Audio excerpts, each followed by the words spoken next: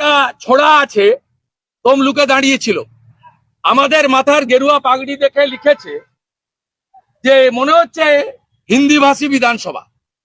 এরা এইসব চাষ করে, এরা সনাতনীদের হিন্দি ভাষী বলে, বাংলা ভাষী বলে, কখনো মুসলমানদের বলে না। এরা উর্দুতে কথা বলে, এরা বাংলায় কথা বলে। এরা উর্দু স্পিকিং মুসলিম, এরা বাংলা স্পিকিং মুসলিম। কখনো সেলিম সাহেবের মুখ থেকে, এই সায়ন ব্যানার্জিদের মুখ থেকে পাবেন না।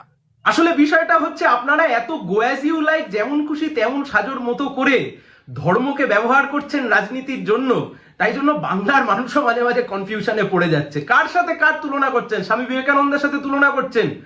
ছাগলেরও দাঁড়িয়ে আছে, বিশ্বকবি রবীন্দ্রনাথ ঠাকুরও দাঁড়িয়ে রেখেছিলেন, তার সাথে কি দুজনকে আপনি ইকুয়েট করবেন? স্বামী বিবেকানন্দ যে কথা বলেছিলেন, জীবে প্রেম করে যেইজন সেজন সেবিছে ঈশ্বর, মানেন আপনারা এই কথা? মানুষে মানুষে জাত দাঙ্গা লাগিয়ে দিচ্ছেন, মানুষে মানুষে ধর্মীয় বিভেদ সৃষ্টি করাচ্ছেন।